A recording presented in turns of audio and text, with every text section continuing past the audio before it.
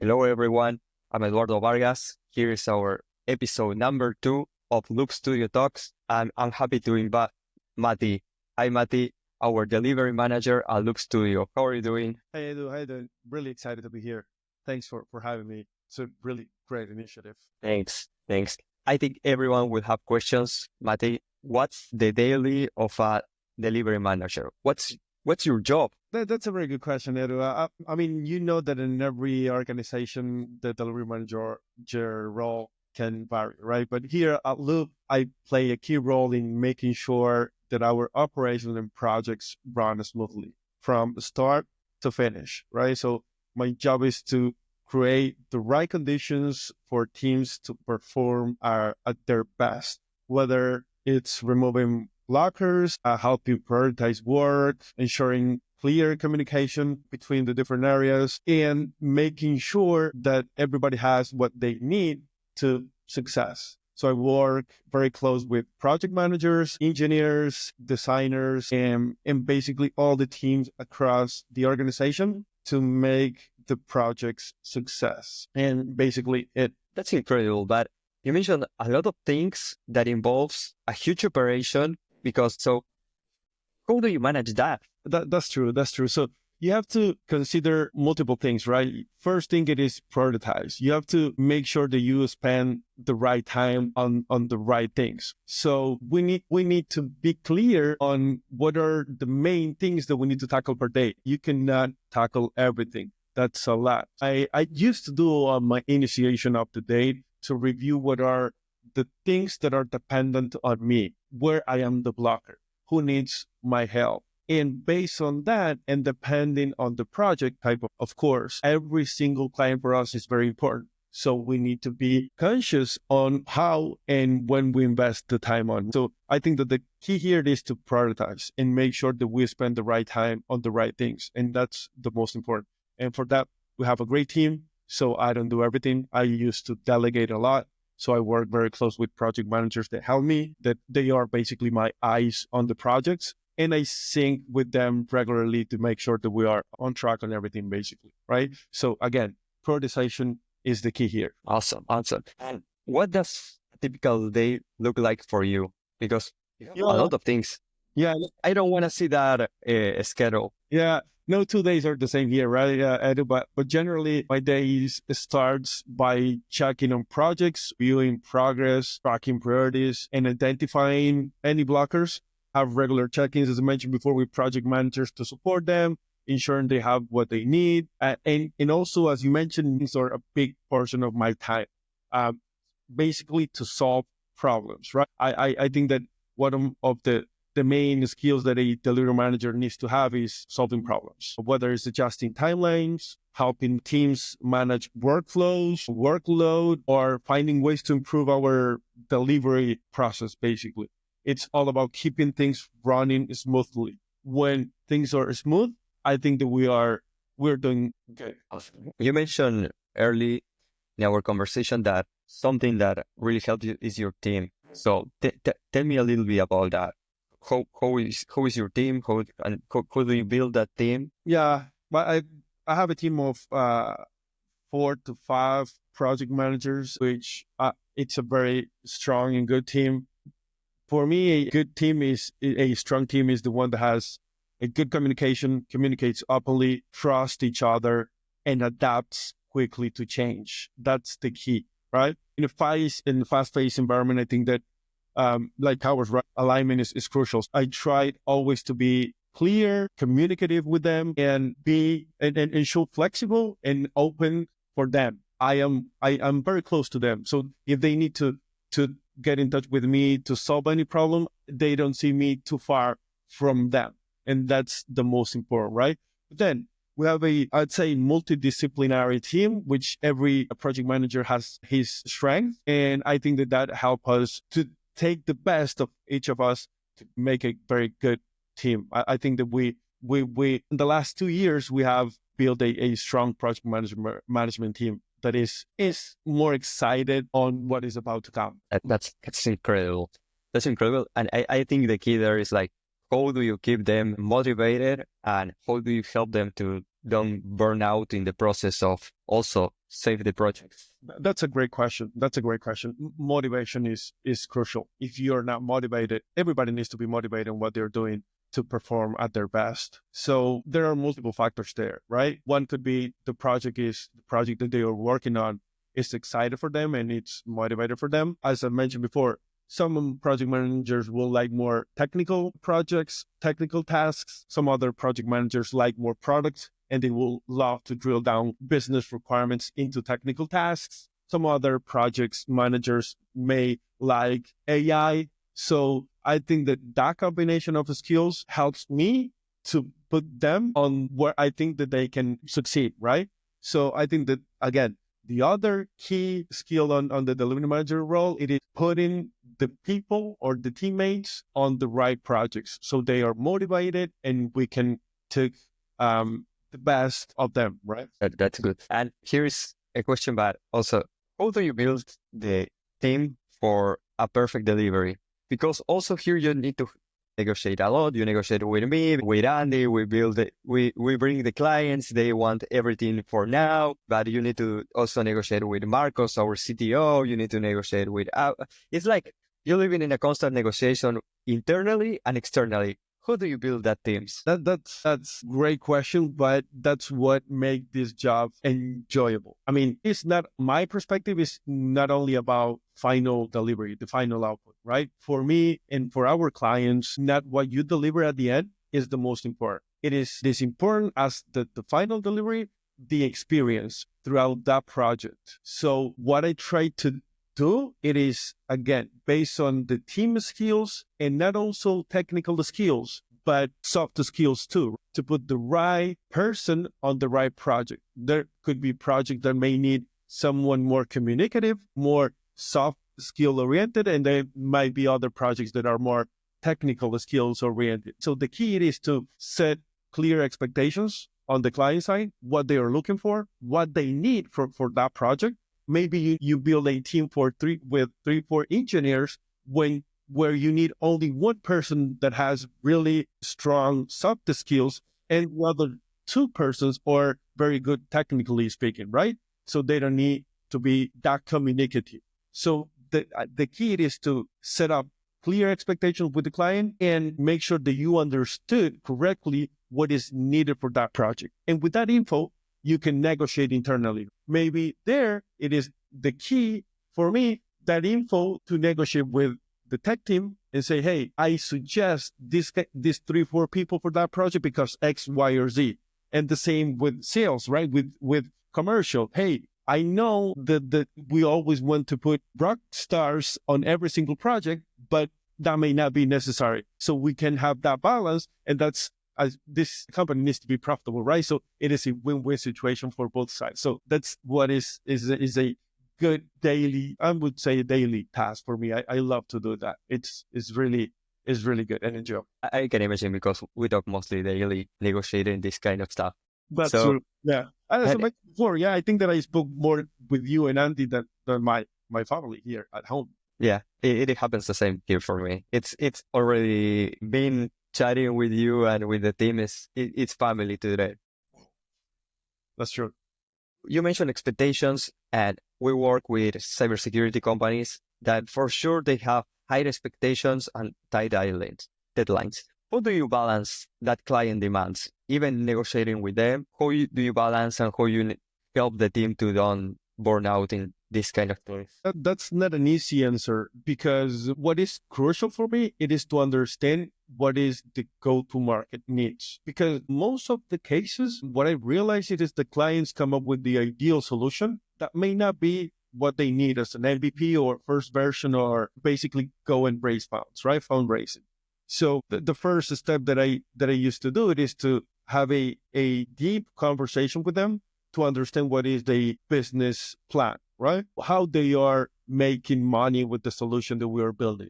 So based on that, I start my negotiation on timelines, on deadlines. If they are presenting, I'm throwing here just an example, 10 features for an MVP, and I discovered throughout that step that maybe 3 or 4 are the key to prove the idea and get fundraising, maybe that's the key for me to negotiate the timeline, right? Because again, if you speak with a client, they probably will like the best solution from the get-go. And maybe that's not the best approach. And that's one of the important things that I need to do when negotiating with clients, basically on deadlines and timeline.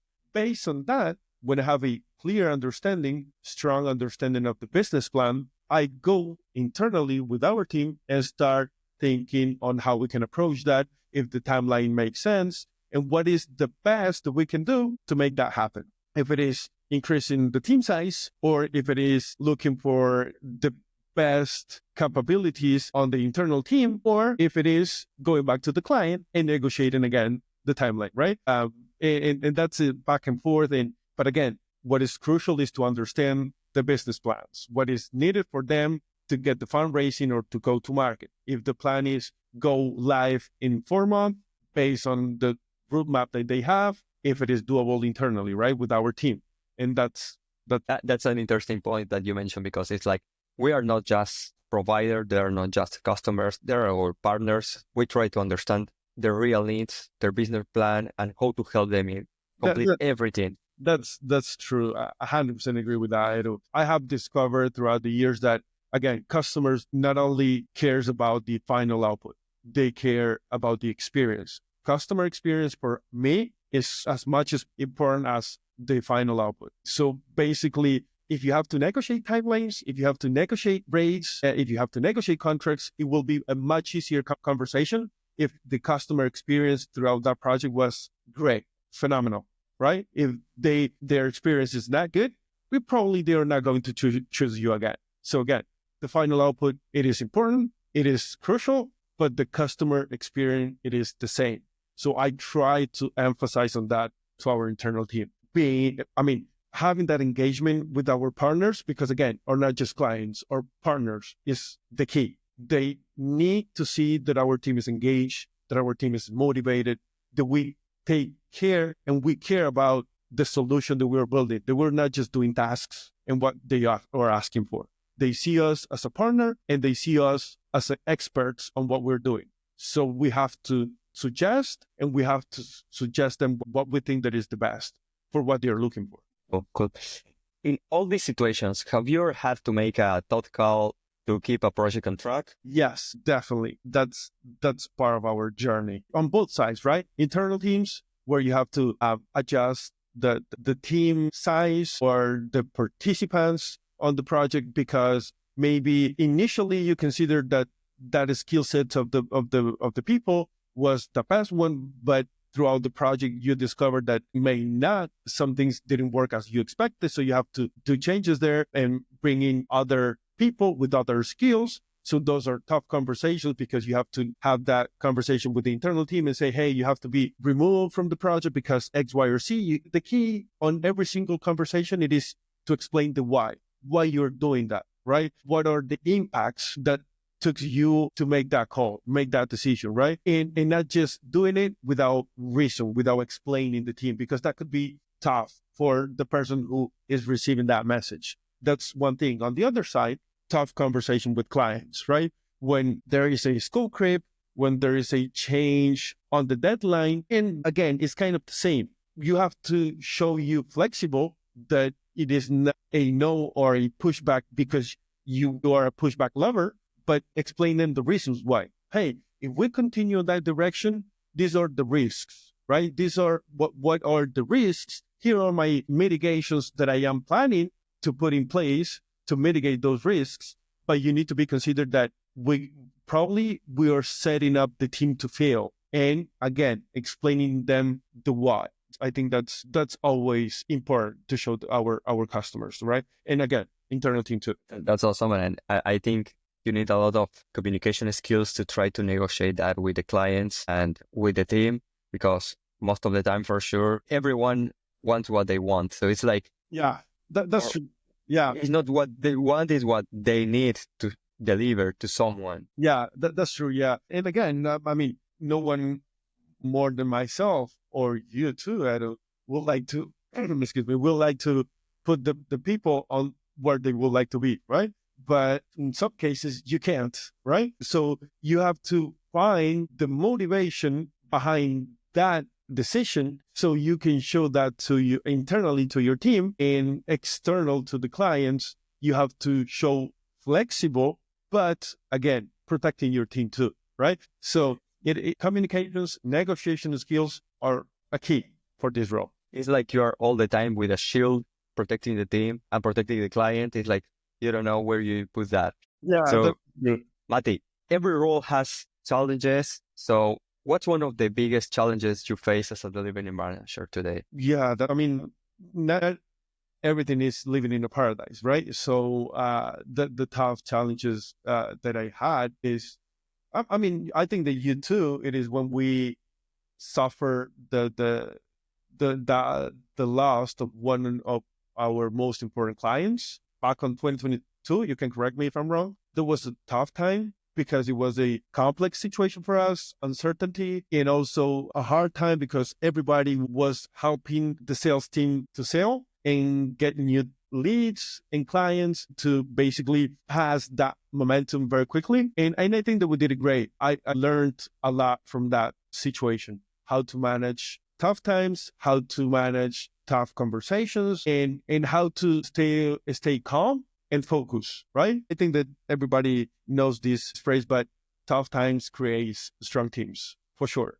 I think that after that episode, we come more united as a team for sure. Yeah, I 100% agree with that. After that, we are more united. We're a close team already, and we protect each other to keep working together. So it's like, okay, how we can help. But there are also other teams around everything. So it's like, in your role, how do you handle competing priorities when multiple projects are running at the same time? How do you deal with that? Because even huge problems could pass in one scenario, but multiple projects, maybe multiple good things, maybe multiple problems. How do Yeah, you manage that? yeah. What art have and I would say sad, it is when you have to have those complex conversation because of performance. It could happen. I mean, it could happen in every single organization. We are humans. We can have personal problems. We can have things or circumstances outside of the work that can affect your productivity. So that are tough challenges for me because I need to consider the human being on the other side, but also I need to protect the project delivery, right? So understanding when is the right time to make that call, when is the right time to remove the person from a project, what is the right time to support that project, bring in new people, strategize on different paths to solve the problem.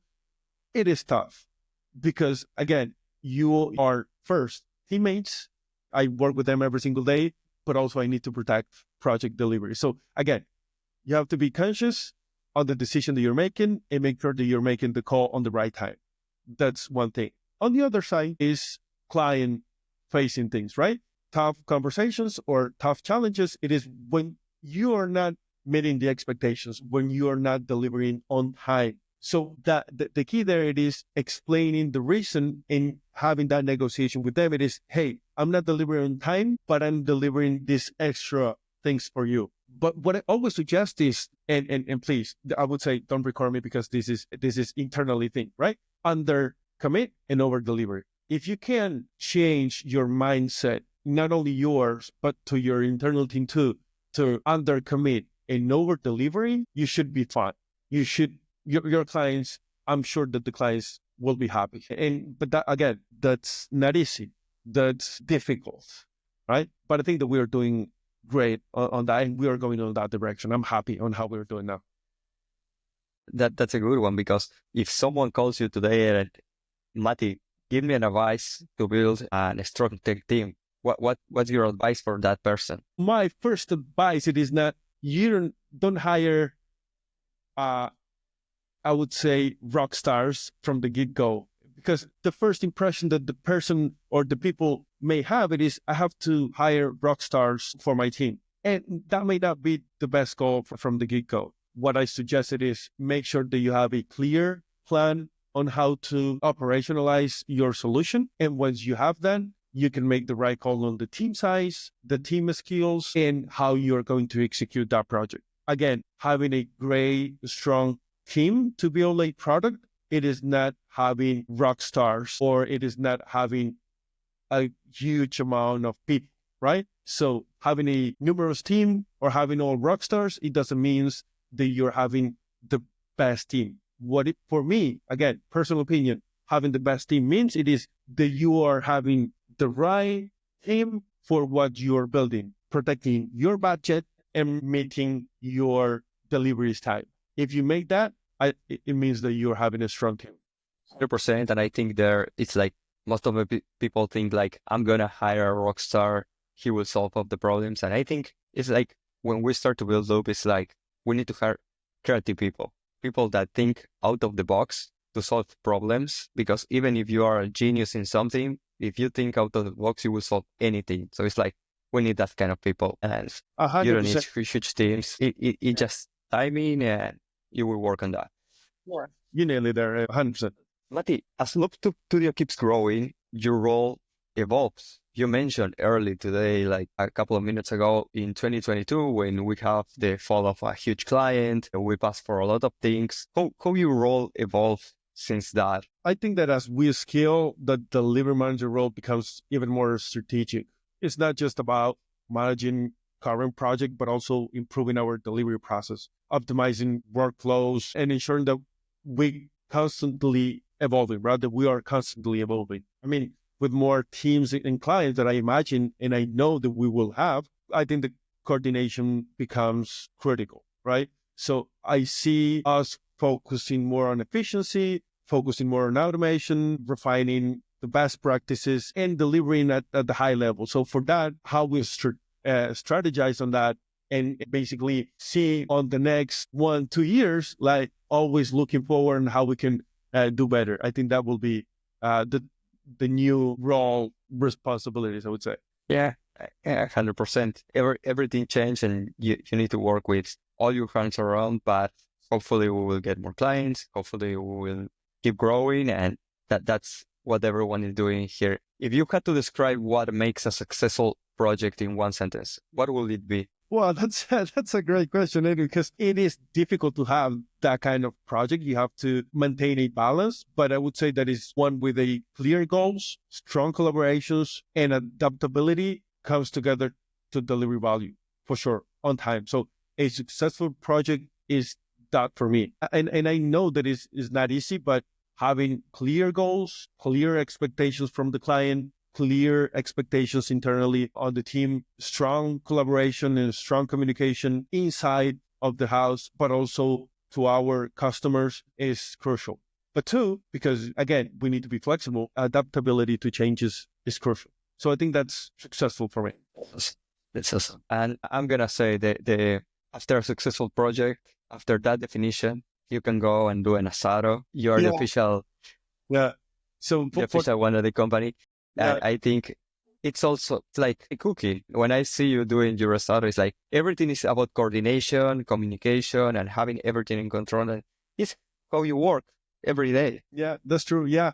And what I'd say it is what a signal of that you are doing good things, or you deliver a successful product or project. It is if the client comes back or gives you a referral. I think that's a proof that you're doing good things. That's awesome to hear that. Mati, it was a great meeting. Thanks for sharing your insight. It's clear to keeping teams running smoothly takes way more than just projects plans. It's people, communication, taking care of the client, of the internal team. But the base is the communication and working together and be close together. Definitely. Thanks a lot, Mati. Absolutely, yeah. At the end of the day, it's all about setting teams up for success. I keep saying that all the time. Also, Mati, thanks again for being here, and thank you everyone watching and listening this. Stay tuned and have a nice day. Bye-bye.